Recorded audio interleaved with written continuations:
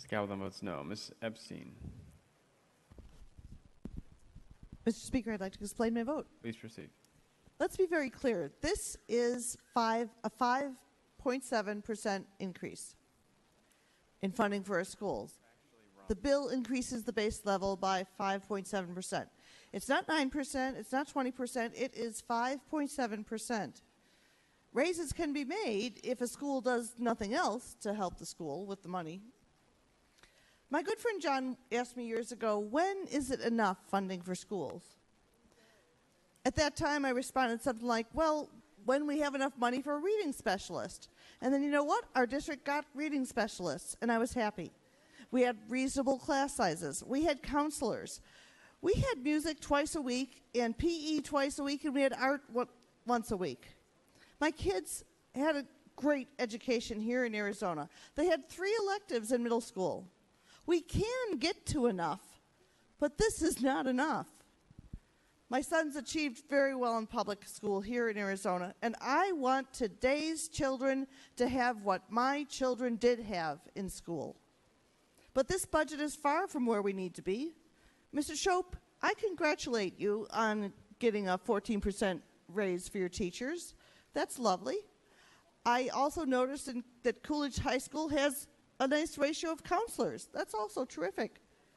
But also, your average teacher salary is only $35,000 a year, and that's $6,000 less than the state average. And the point is that your schools are going to need some more funding, and that we shouldn't be looking at just one example when we make public policy.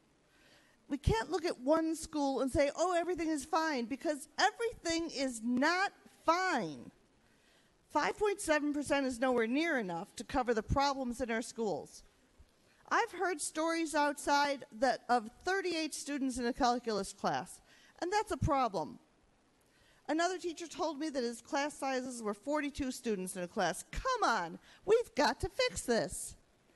A science teacher told me her books are 15 years old and their computers are 10 years old, and when she wants to print out current lessons, she has to print them at home because the printer at school is broken. Come on, we've got to fix this. Another group of teachers told me that they endured 3 years without air conditioning. Students shivered in the winter, and in the summer the fans were so loud they couldn't hear the teacher. Come on, Arizona, we can, and we've got to fix this.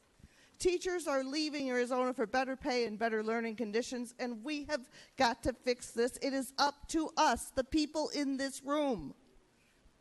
We surely do need to right the ship, Dr. Freeze. You're absolutely right. We need to provide a competitive salary for teachers. In order to be competitive ourselves, we need to increase our budget considerably more than this 5.7%. It's not enough because today's kids deserve what my kids had in school. So come on, let's fix this. Let's not stand for broken desks and worn out books and not enough teachers. Our students deserve better. Our students deserve teachers who can afford to send their own kids to college.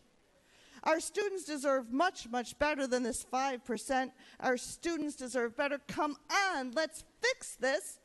Today's kids, let me say to you, I want you to have what my kids had in school, and I am not stopping until you do.